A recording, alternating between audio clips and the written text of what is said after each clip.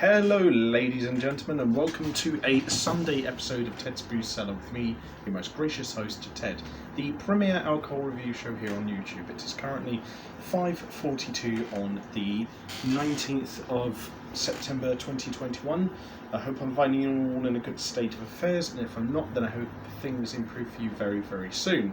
So today we're going to be taking a look at another one of the beers gifted to me by my brother and his wife from the Beer Shop, which is a craft beer store in London. And today we're going to be taking a look at something that's a little bit sort of like more down the straight and narrow, but it's still a little bit interesting in terms of its concept. So today we're going to be taking a look at Superposition,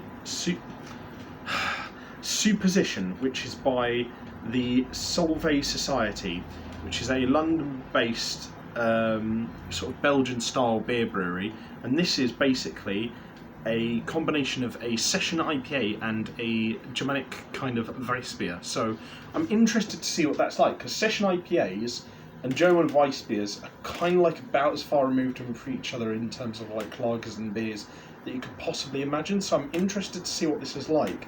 Now the ABV is actually pretty like low-key in terms of what I was expecting. I was expecting this to be like a 4.5% ABV, but it's actually only 3.7, so you could probably drink quite a few of these and not feel too hefty. But it says, Schrodinger's cat is both dead and alive, a superposition of states, right?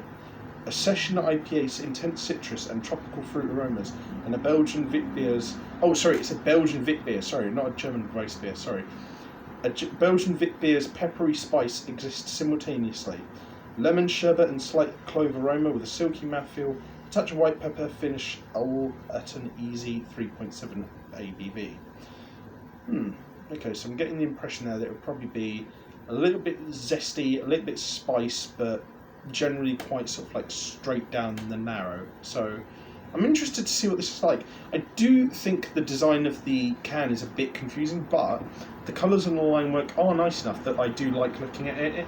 And it's you do get the impression it's like a good craft beer, but it kind of keeps a bit of mystery there. So I'll give that a good solid 7 out of 10. So we'll open it up and see what our first impressions are like. So bear with me a sec. Oh god, not this again. Right, hang on 1 second.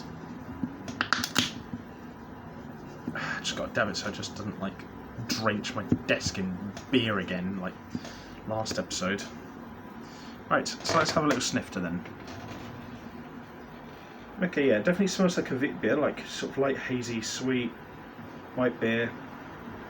And then, yeah, there's that sort of like kind of papyry bitterness at the end there that you'd kind of expect from an IPA. So it really is giving the impression of what you'd expect to smell based off of what it says on the can and also the type of drink it is. So nothing out of the ordinary there. The bitterness is a little bit overpowering in terms of the smell, and so I can imagine people might be a little bit put off by that.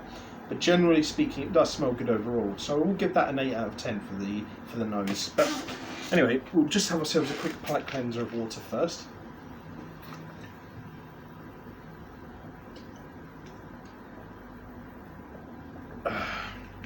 And then on to the most important part of the video, which is to see what this sucker tastes like. So, to everyone at home, I hope you have a good week ahead, and bottoms up.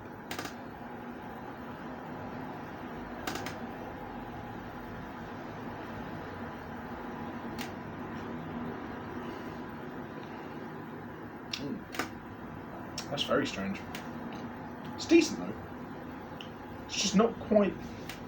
It's very odd. It does have a bit of a messy texture, which means that it's not the easiest to go down. So it's not the smoothest drinking experience, but it doesn't ruin the experience of drinking overall.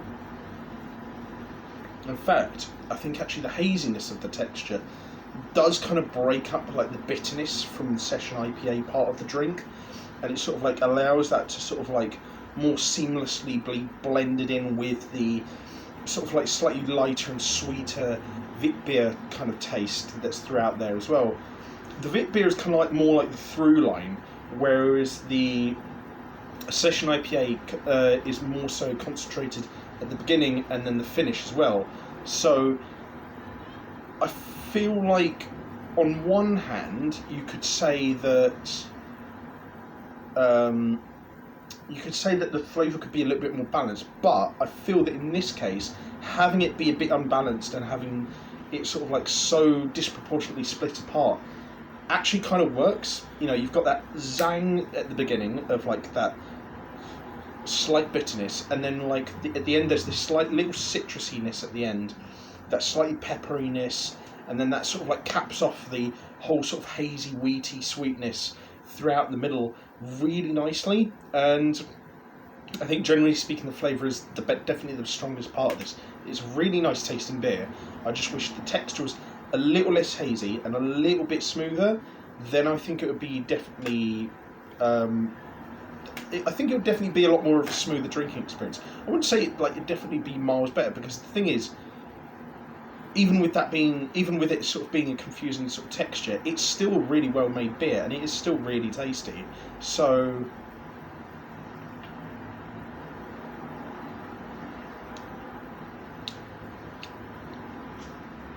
I'll give this a good 7.5 out of 10. 7.5, I think, probably raising up to 7.75. I think if the texture is slightly smoother, I think it'd easily be like an 8.5. It would just be knocking on the door of being an elite beer. But as it is, really, really recommended. Yeah, I really like this. Very, very well done by the Solvay Society. Very nice stuff. So, if you guys like this video, leave a like, share and subscribe. If you have any suggestions for future episodes of Ted's Booze Cellar, let me know in the comments section down below. And if you want to check out anything else I do online, I'll leave the links to all that in the video description down below. But until next time, have fun, stay safe with whatever you're doing, don't do anything I wouldn't do, wash your hands, take a mask with you to the shops, drink responsibly, know your limits, and I'll see you guys at the bar next time on Ted's Booze Cellar. Bye bye for now.